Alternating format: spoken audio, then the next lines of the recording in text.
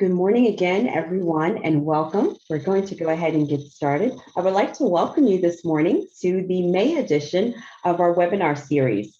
Today, as we talk about systems that support supremacy, I want to first acknowledge that there are different forms of supremacy. There's wealth supremacy, gender supremacy, sexual orientation supremacy, and yes, of course, race supremacy. As we host our monthly webinar series, we'll cover different forms of supremacy. However, today we're going to talk about systems that support supremacy through power and people, specifically its impact on our racial climate. So if you've joined us before for our webinars, you know that we're only going to keep you for 45 minutes. So let's jump right in. Before we get started, I would love to introduce our panelists. So first, Dr. Powell, if you could introduce yourself, followed by Dee, and then I'll jump in. Good afternoon, everyone. I'm Lydia Powell, Dr. Powell. I'm currently an assistant principal at a high school in Metro Atlanta. I also own a diversity company called L. Powell and Associates, and I've been trained in diversity through A World of Difference and the Anti-Defamation League. So this is my 22nd year in education, so that's my area of expertise. And hi, everyone. I'm Darylyn Swift. Many call me Dee. I'm an organizational development consultant that has specialized in diversity, equity, and inclusion, strategy and training, and leadership development. So along with my partner, I've run my own consulting firm since I retired from Deloitte, where I was a senior manager of the National Service Quality Division, and diversity, equity, and inclusion fell up under our realm of responsibility. And I'm thankful that you joined us today. And also, I want to acknowledge that we have a couple of people behind the scenes that's working with us, and that's Megan and Ashley. So at some point, they might have a technical concern or need to jump in. So I just wanted you to know that they are with us today. Okay, great. Thanks, Dee. And my name is Carla Stafford.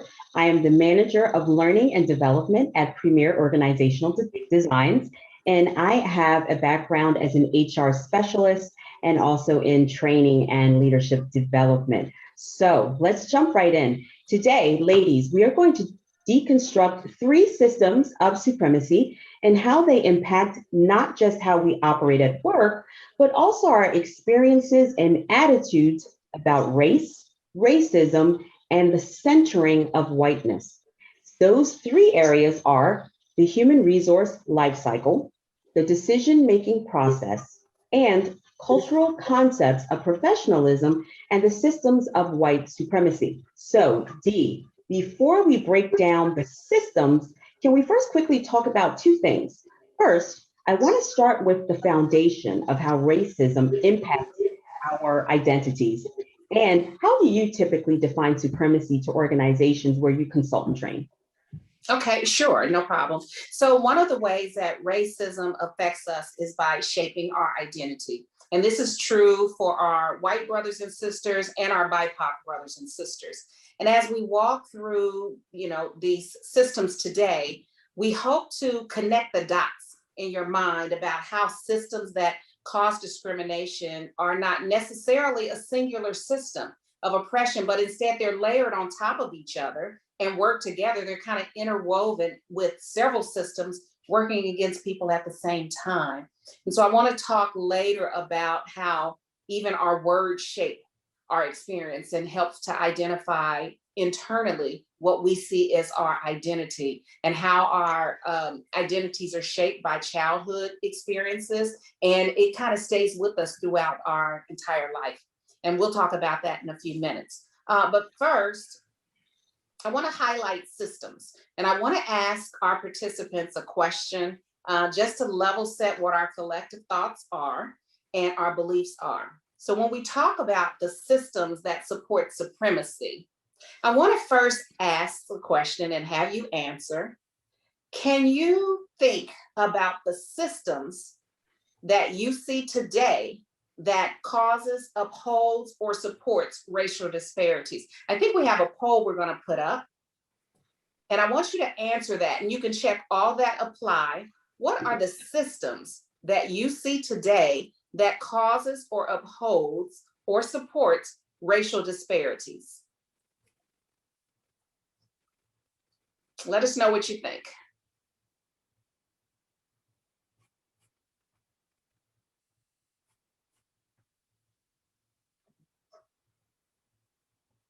We'll give it about 30 seconds, Megan, and then you can close the poll and show the results.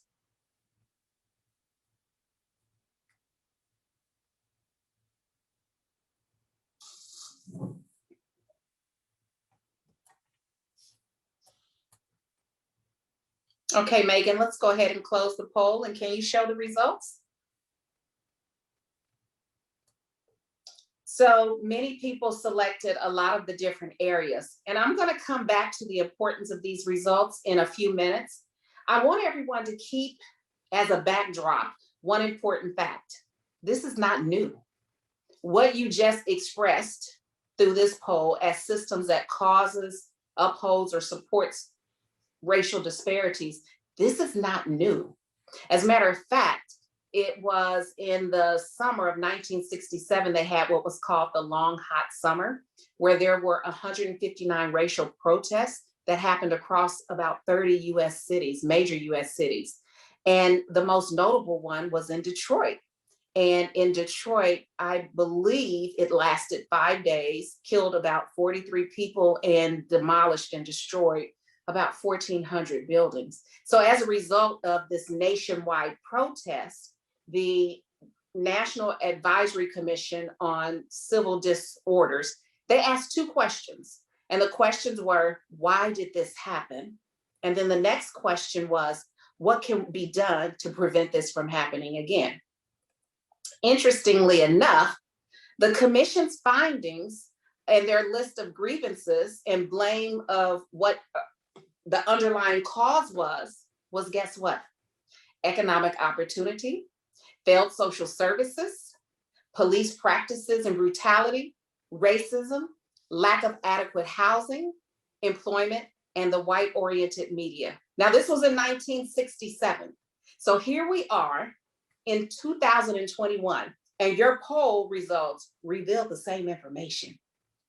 So when you add the fact that little has changed, and that the commission was made up of all white men because that's who held the power, you have to ask yourself, what incentive was there for things to drastically be done to address that or to permanently change? Because it didn't necessarily directly impact them.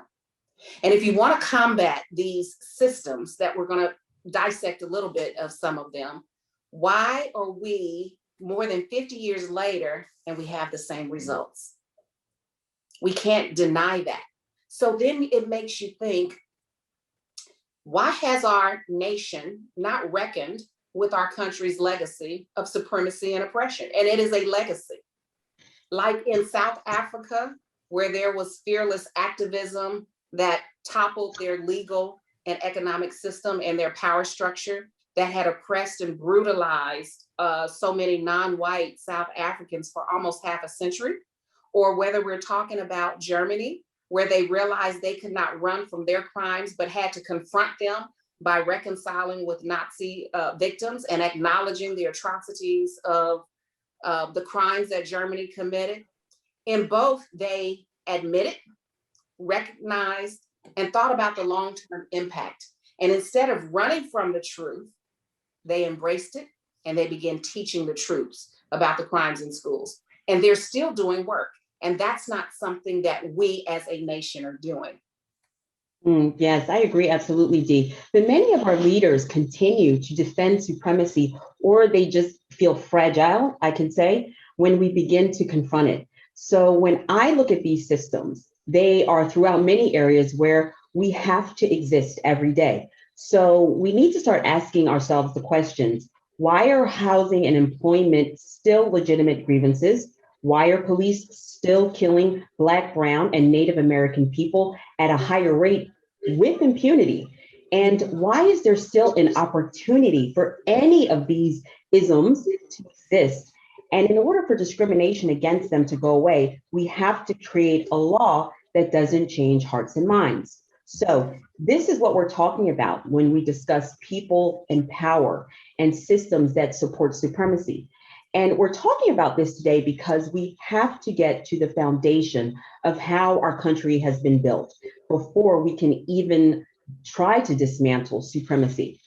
So one more thing, Dee, I want you to explain quickly, so maybe in less than 3 minutes. I'll try.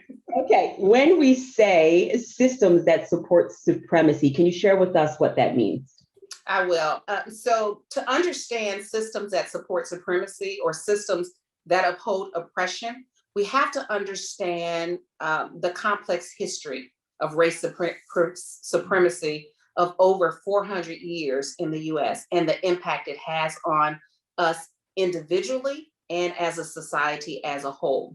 And this can be hard for some to hear and absorb and understand because it causes feelings of guilt and defensiveness. So I'm asking anyone that's in the webinar today, if you start to begin to feel that way, just stop.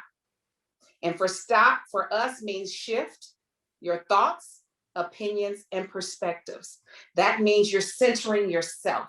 So I'm going to ask you to shift your thoughts, your opinions, and your perspectives from guilt to a desire to learn from the experiences of oppressed people and to reframe your thoughts so your heart can open to hearing some fundamental truths. So really quickly, from the beginning, when European, the people used power, which included their money and their feelings of race superiority, which was taught as fact, and began a process of conquest and colonization, it shaped the development of white identity and superiority, which kept the power imbalance away from all other ethnic groups. So when I explain supremacy, I'm talking about structures within institutions and society that allow these inequities to continue. So these systems allow the perpetuation of policies and practices that disadvantage and oppress marginalized groups. And these systems also can be somewhat invisible to those that are upholding them. They're not invisible to those that are on the receiving end, but to those that are upholding them, they can become a little invisible because they're seen as norms and they're embedded into the fabric of all of our society at all levels. And it impacts all of the isms, not just racism, even though we're kind of having a focus on that today. And in the context of social justice, supremacy is oppression against any social group that is backed by institutional power. And that could be culture, government, education, which Lydia will talk about, Dr. Powell will talk about that, healthcare, and of course at work. And all of these systems can work together and are complicit in the oppression of marginalized social groups while they continue to elevate what's considered a dominant social group. So I'm gonna wrap this up really quickly. Today, we're specifically talking about how it shows itself at work, but I want us to also dissect it into structures and how from youth, it impacts the life cycle of people. And there's an association that's connected in the minds of many that impacts how people interact, who they trust, who they build relationships with at work. And it's based on those underlying assumptions. So Dr. Powell, you're in education and you consult about uncovering, identifying, and dismantling these systems. So in the educational field specifically, so can you share how systems of inequity begin from youth, and then give us an example of how these systems of suppression, oppression, and supremacy cause discrimination in your field and how it impacts the decisions that are made about people, whether it's students, administrators, or the teachers? Okay. All right. So there are a lot of systems still in place to uphold supremacy. And one of them is disciplinary policies. And so if you look across the United States, you're going to see a disproportionate amount of kids that are expelled, suspended in ISS. And what do you describe for me? What kid do you think that is? Black and brown. All right. And let's even take it further. Is it female or male? Male. Male. Black males. So all across the United States, if you're a Black male, your chances of getting suspended or expelled are a lot higher than anyone else. And you could be doing the same thing. So I've even gotten it, well, they need to learn how to behave. That is what people have said in diversity training. People who don't look like us, but they're teaching children who look like us. And when I do discipline in my building. And so when I look, I had to basically retrain the teachers as to how to communicate. So it starts too with the communication aspect as well. So I'll table that, but a lot of times students who look different, they're getting a different outcome because of they may have used a slang word like bruh. I'm not going to go to the office, bruh. That goes from not following instructions, which is an after-school detention, to 2 days out of school suspension, because that is insubordination, because that's how I'm receiving you calling me bruh as insubordination. So 2 kids, one may have said, man, I'm not going to the front office right now because I don't feel like it. Oh, well, you're not following directions, Bobby. But the other student may throw a bruh in there and kind of had a little swag going on. Oh, you're being belligerent and insubordinate 2 days out of school. So that is how that happens. And when I'm called to the office or called to a classroom, that's the difference that sometimes I see. They're doing the same thing, but it's just like, well, he had a bad day. But no, he made me afraid and fearful for my life. So there are some other things going on with that person that sees brown and Black people in that way. Also, when we look at what is being taught, look at the standards. My daughters, when they were in 2nd and 3rd grade, they would have to do certain projects and they would ask for permission to do other people. Like, why do I have to do these same people every year and they don't look like me? And mommy, I know there are people who look like me that have done great things because I'm being taught that at home. And so that as well, looking at the state and how they construct the standards. When you look at high school education and you look at literature, so in Georgia, we have literature. You have 9th grade literature, 10th grade literature, US, the American literature, and British literature.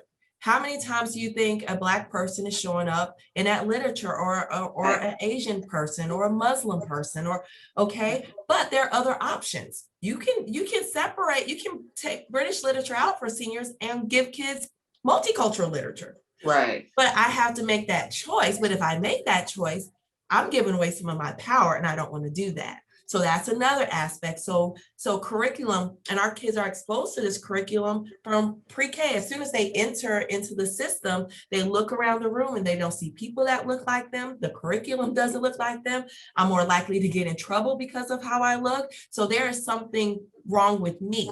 Even some of the manipulatives that students have in the movies that they're allowed to watch in school, I don't see myself in any of those things. So I begin to teach myself that I cannot achieve these things. And every year I'm exposed to this, I'm feeling lesser and lesser and lesser as a person, and feeling like a second-class citizen in a society. So it is taught as soon as your child gets into school, they are taught that.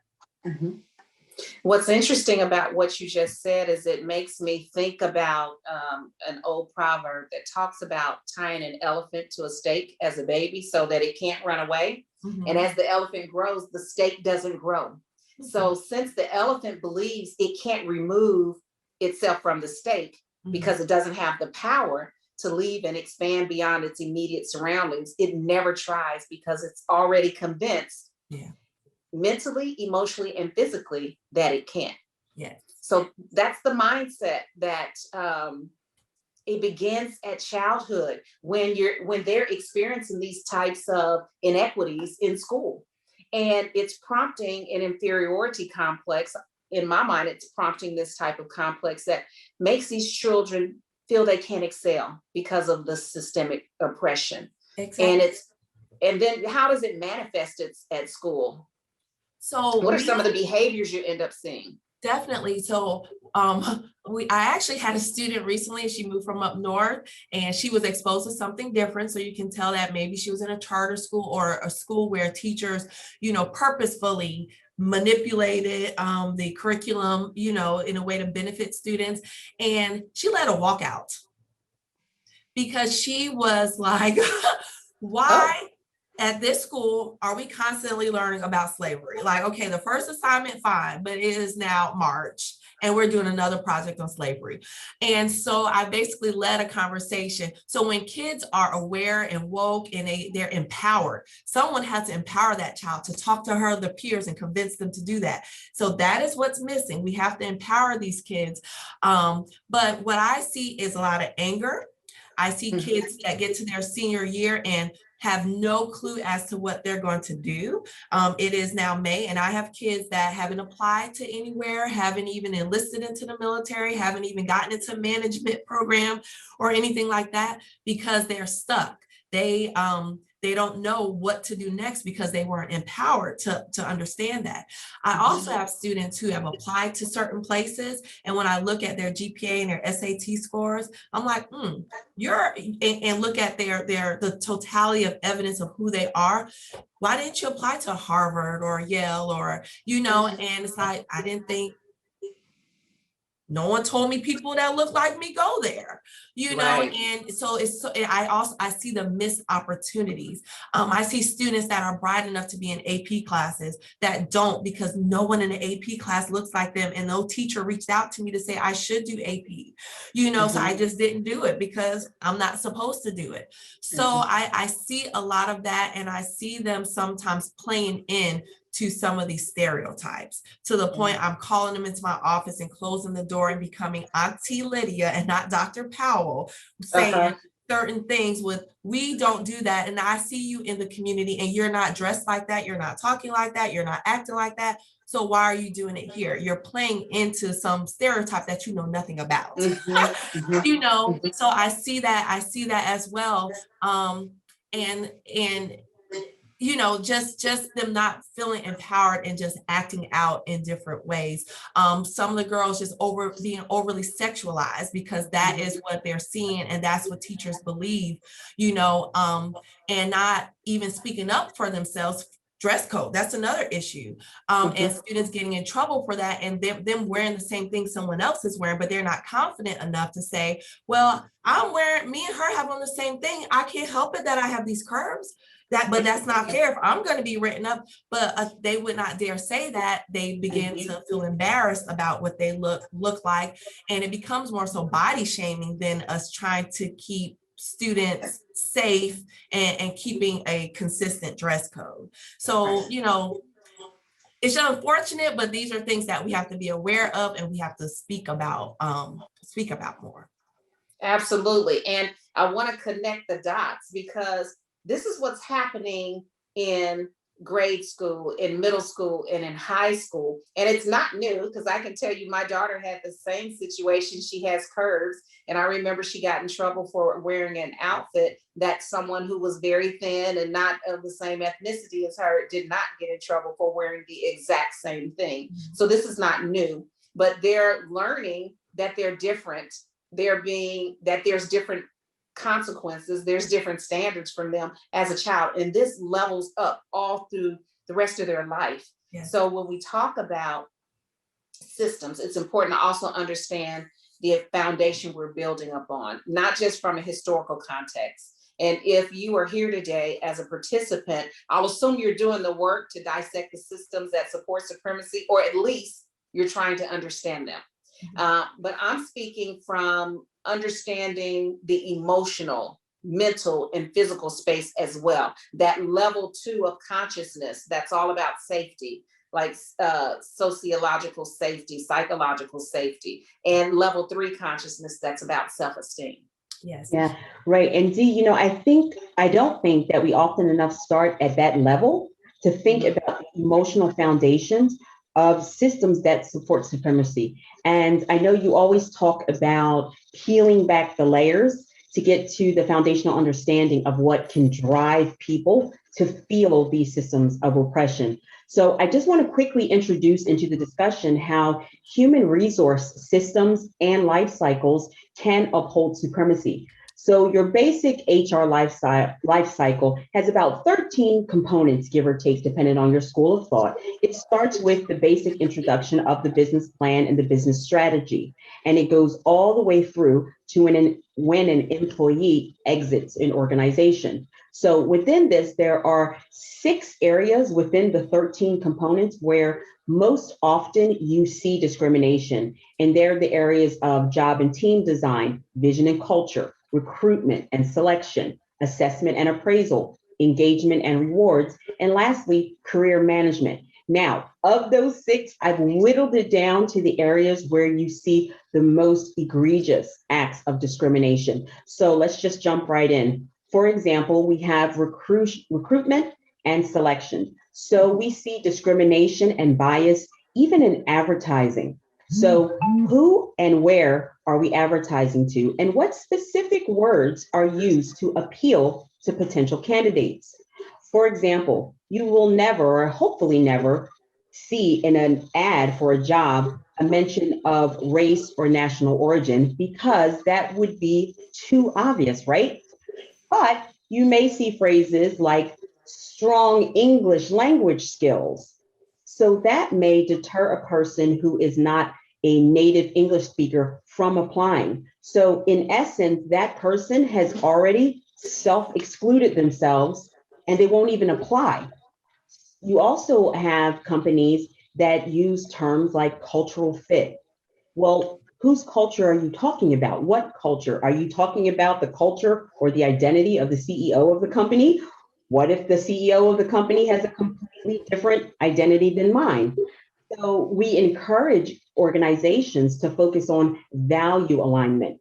Another thing we see is referral hiring. We encourage organizations to limit their referral hiring and expand your network, particularly if your referral base is predominantly one race or one ethnicity, right? Yeah. So then you have to think about how wide of a net are you casting when you're looking for employees? Do you only have advertisements in certain regional areas, or at institutions that have a very, very small, diverse student population, right? But you're still advertising, right? Also, when you do get candidates, is your organization conducting blind resume evaluations and using a scoring system to select the best candidate to move forward based on essential skills for the position as opposed to company culture fit, right? So what other areas do we see this in? Let's talk about career management and promotions really quickly. So there was a survey conducted by McKinsey and Company very recently, and it was published just in March 2021 of this year. And it found that 23% of non-white employees had little to no support at work and no clear management or career path trajectory from their organization. Didn't have any idea how they could be upwardly mobile in their organization. The report also indicated that 41% of Black employees were less likely to be promoted over their white counterparts. Obviously, things like this, they don't happen without systems that support that supremacy. Absolutely. For example, the Harvard Business Review, they reported that managers systematically promote employees based on the like me bias or the most like me bias. So you're creating this invisible silo, right, within an organization, and a glass ceiling that is usually impenetrable. So this same McKinsey report also suggested that it could take up to 95 years for 95 years for racial parity to be reached within the private employment sector. I don't know about you, but I don't think I'm going to be around in 95 years. I won't. to see this happen, right? So what does all of this mean? So let's look at the bottom line. Let's look at some figures. The economic cost to the US economy due to racial wage gaps and EEOC claims have totaled $2.9 trillion over a 20-year span. And it's trillion, not billion. over a 20-year span. And that is a devastatingly high price to pay instead of changing the systems that allow the discrimination to continue. So when we talk about systems, we have to talk about the power imbalance and how that impacts how people unconsciously or consciously make decisions about others. So I've shared a little bit about how the impact of people can impact pay, promotions, career life cycles at work. But Dr. Powell, let me ask you, do you have some examples that you want to share as well? And this is about the power imbalance. And how it affects our decision, the decisions that are made. Yeah, and so let me just say this about power imbalance. I did a workshop for school about power and who holds the power. And as a teacher, if you already know you hold the power, then why are you fighting with kids about power? You know, and so it was very interesting. I'll just say that. So this is what I believe about imbalance of power. Number one, it is definitely needed in a lot of situations. I'm a mother of 3 children, and I need to hold more power than they do, okay? If I go to court, I need the judge to hold the most power in the room, right? To be able to enforce, certain rules and judgments and things of that nature. However, we have to look at our place that we hold, and if we're holding power and it hinders the growth of another person, it tears down their self-esteem, they're not able to be equal participants, they're not able to grow, we need to make adjustments, and we need to kind of modify or scaffold our relationships with those people. And the way I do it as a leader in my building is, I understand I hold more power than my teachers, right? But I need everyone to do their job. And so when I have a committee meeting, I put things in place. I give them opportunities to speak. I give them opportunities to rebut. I put clearing protocols in place. I have one mic where I'm not over speaking anyone else. We're all equal. I don't even sit at the head of a table. If I'm holding a meeting and we have to all collaborate, I'll sit anywhere but the head of the table, because who I am in that position it shifts to we are all equal in this position. Now, if I have to make a decision, I am going to hold the power and move forward with that decision. And so basically we need to be, and I'm comfortable with doing that.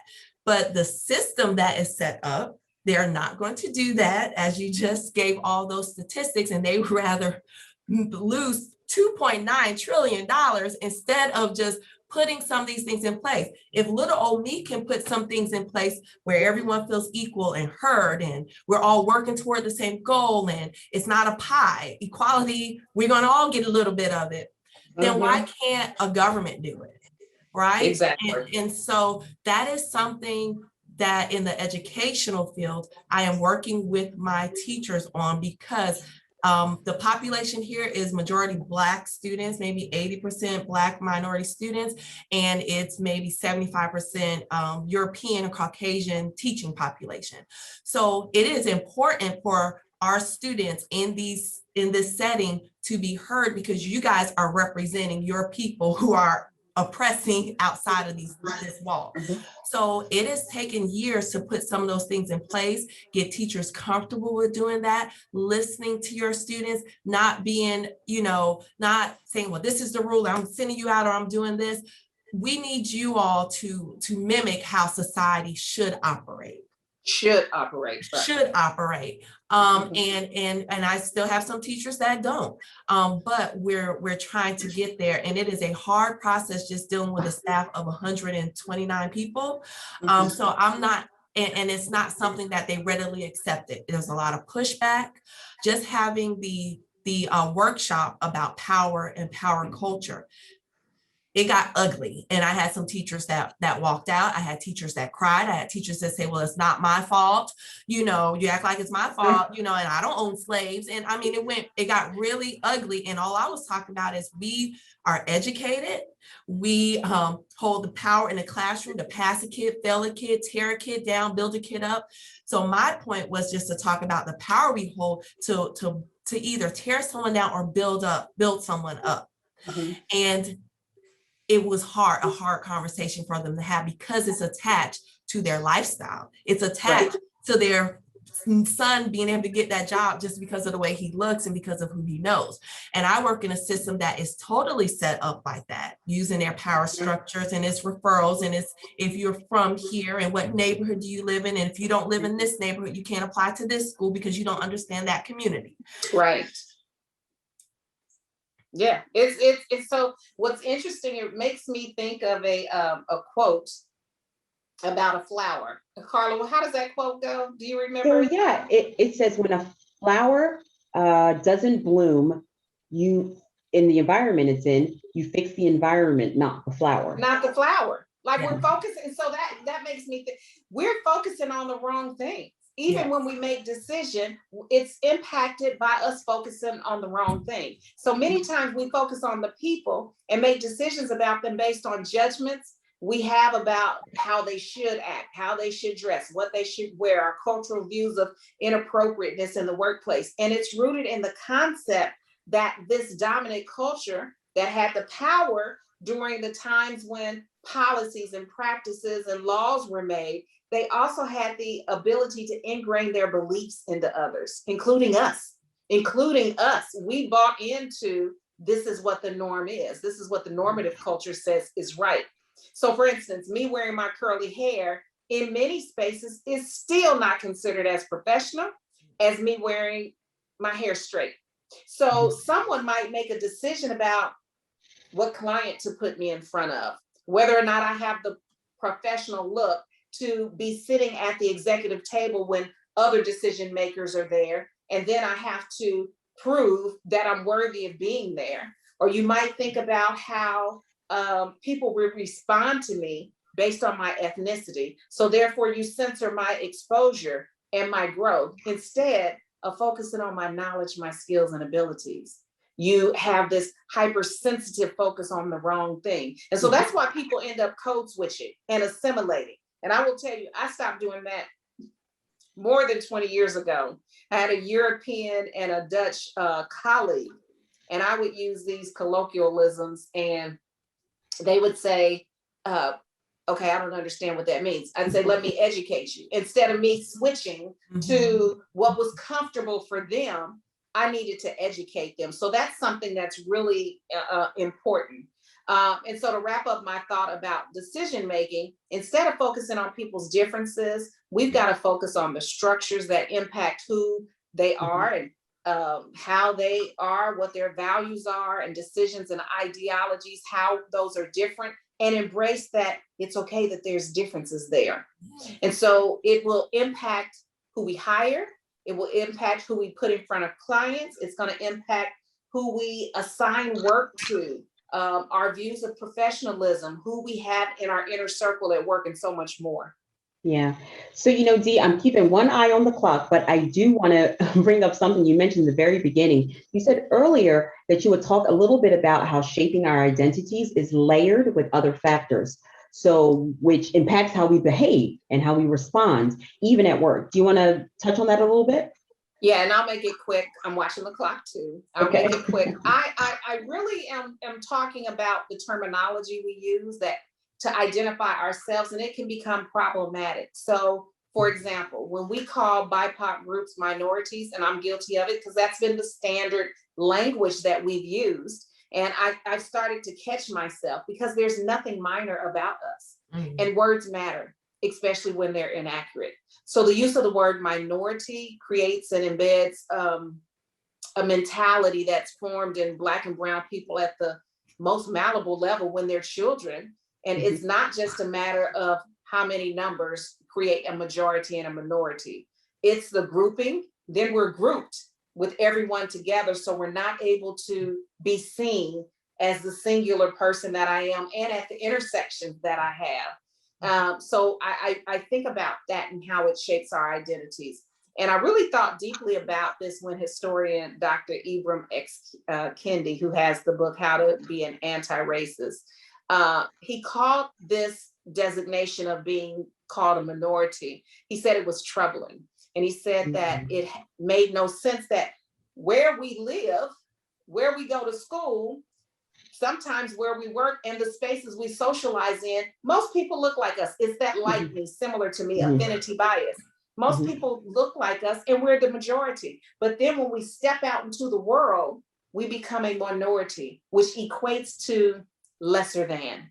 And so the term only makes sense from the point of view of those who want to be dominant, because the majority, they get to make the decisions. They typically hold the power. So we have to shift that.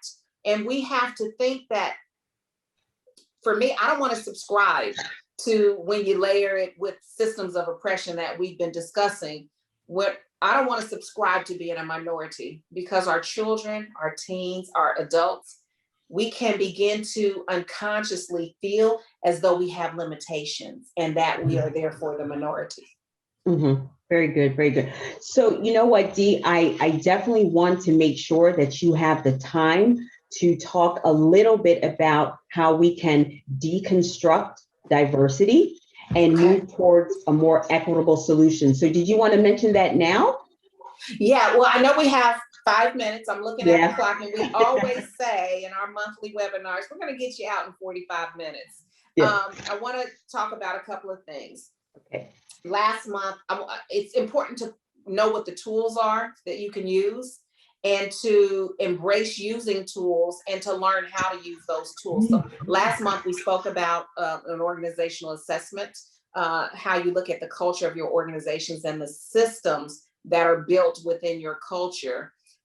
If you were not on the webinar last month and you want to get that, go into the chat box and you can send a private message to Ashley Pakzadeh, Pakzadeh, so you can get this tool. It's an organizational assessment scorecard. And then another tool to use is an equity lens, which provides a common protocol for evaluating decisions, policies, programs, practices, and exposing where those inequities are.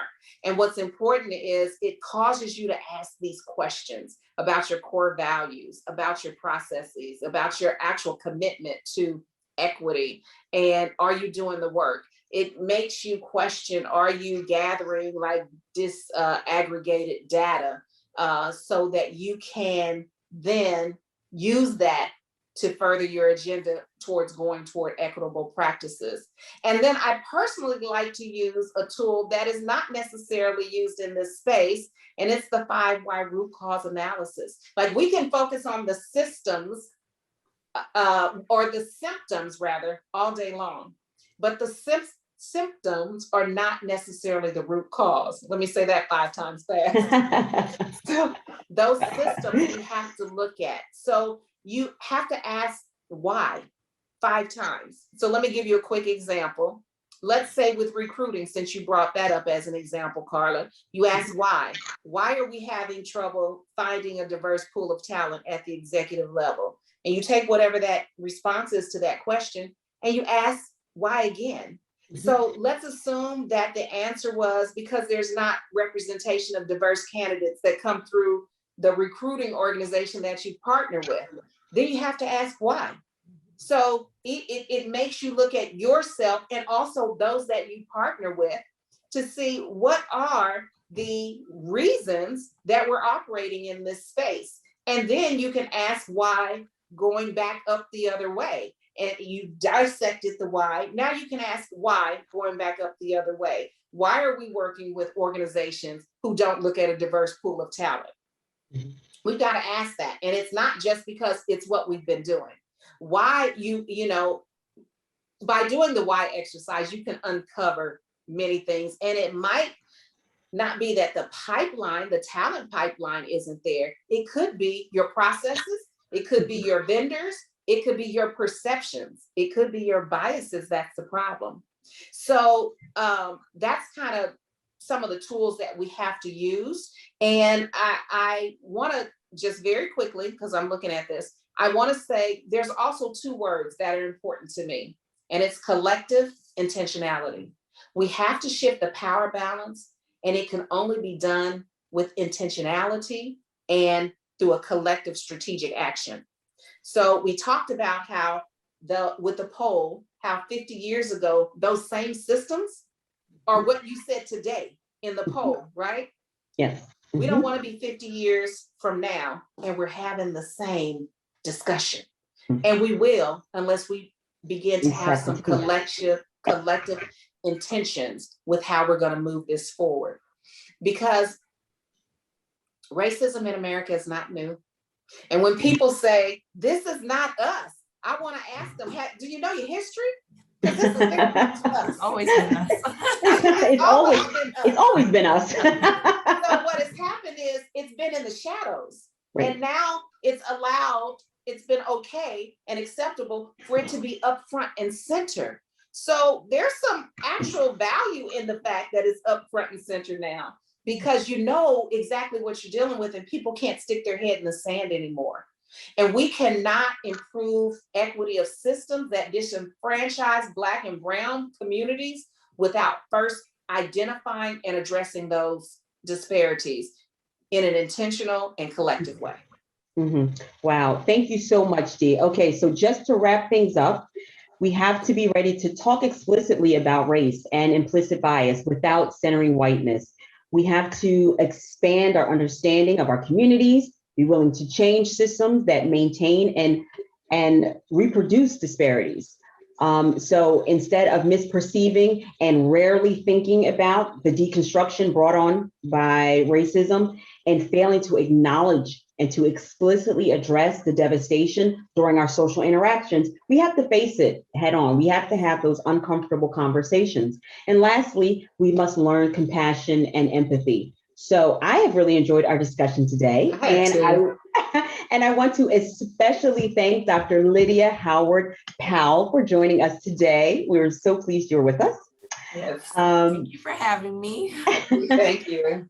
And to all our attendees, please don't forget, if you want some of those free tools that Dee discussed today, make sure that we have your email address. We can't get it to you unless we have your email address. So drop a private chat to Ashley Paksadeh in the Zoom chat, and we'll make sure to send those out to you in the next day or so. Also, we're going to send you a free, my favorite four-letter word,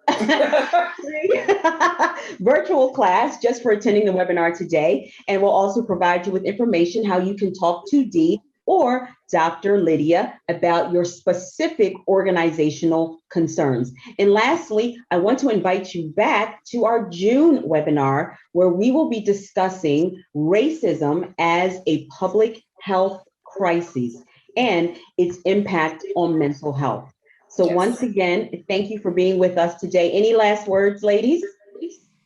No, just thank you for joining us today. And we do this monthly, not always the same day, typically the same time, but just, sign up so that you can get some information on when we'll hold our next discussion. Great. Thank you so much, everyone. Anybody has questions, you can hang around. We'll be around for a few more minutes. Otherwise, have a wonderful day. Thank you, Dr. Powell. Thanks, Dr. Lydia. Thank you guys for having me. I know, I like the ring of that, Dr. Lydia. Yeah, I like it, Dr. Lydia.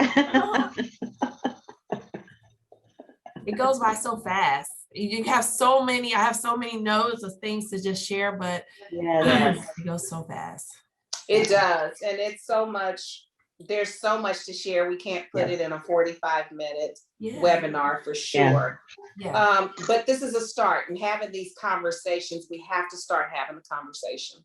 Definitely. And it's a slow process, and sometimes people want it to be so fast, but you're changing a person's thought process, and they may be 40, 50, 60 years old sometimes, but if you have people that are willing to follow your lead and trust you, you can see a difference. Like, our discipline is less than half of what it used to be, because teachers are now talking to kids. They're seeking to understand. They're reading books on their own about racism and how they're changing their thought process, which has changed the way they communicate with our kids, which has led to them not being suspended as much. Oh, that is and awesome. There's a trickle effect to that, and that's what we're talking about. It's a trickle effect to the way the teachers interact with the students, the way the students interact with the teachers and with themselves, and then the way they interact with their communities.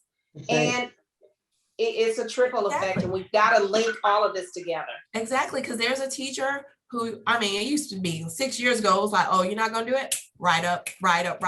Now, the last 2 years, I see him in the hall talking to these kids. hey buddy, let's come on and talk about this thing, you Oh, know, that's and great. it's like to see that, but on his own, after a couple of the workshops, and we went back and forth in a couple of them in front of the staff, and he went and started reading on his own, and in the hall, he'll stop and say, hey, come here, Dr. Powell, I want to tell you about this. And so it's amazing to see someone like him who was, I mean, he'll tell you, he was brought up in that structure where he was taught that they were better and all of that kind of stuff. And just to see how he is now is amazing. Like, I want to take him on the road.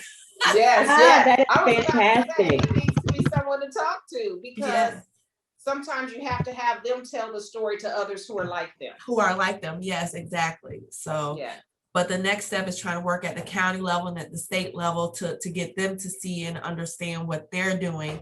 And it has economic impacts, just like you shared, when we are not allowed to work to our potential.